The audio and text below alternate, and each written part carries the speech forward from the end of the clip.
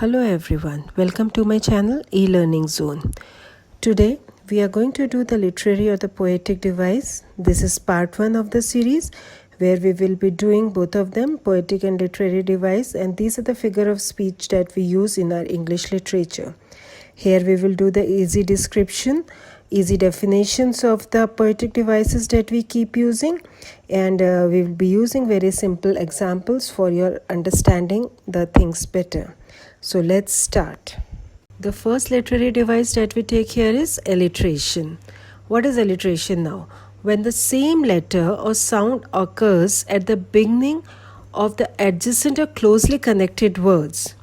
So it is the sound, it is the consonant, the first consonant, if it is same, if it is coming one after the other, or if it is adjacent or very closely connected with a very closely connected words. This is known as alliteration. Let us take the example. The first example is, she sells seashells by the seashore. Here S is getting repeated again and again. Now the second example, Larry's lizard likes lounging in the sun. And here L is being repeated. So this is an example of alliteration. What is a metaphor now? It is a direct comparison of two objects, people or things. Now let us take an example here. He is a shining star. He here, a boy, is being compared to a shining star, a bright shining star. A boy is being compared to a shining star. She is a walking dictionary.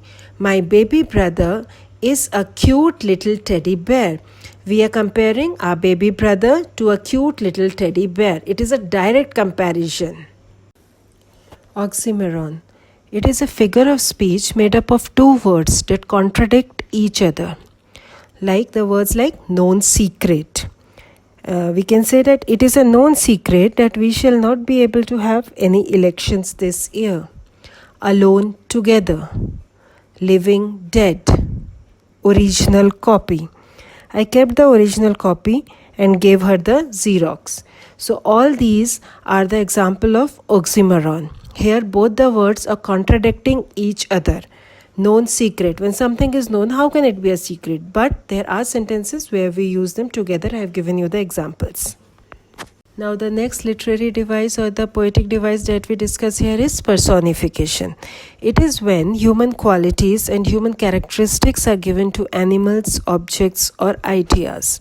Like when something non-living, when something dead, when something which does not have a life is given the characteristics and qualities of being a human. Like the star winked at me. Can a star wink? No, but we say that the star winked at me. The pen ran wild.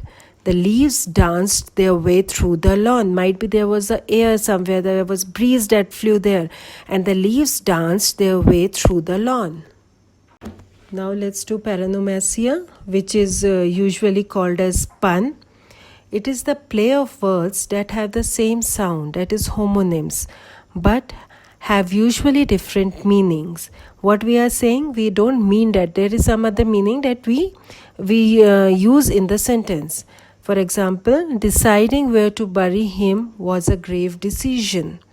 So here, the word grave does not mean its actual meaning. Grave here means was a big decision.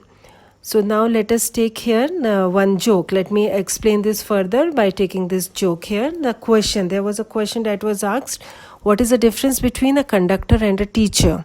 So the answer says, the conductor minds the train and a teacher trains the mind. Look at the use of the words here. It is the play of the word that makes the answer so interesting. The conductor minds the train and a teacher trains the mind. Okay, so here we come to an end of part 1 for this poetic or the literary device.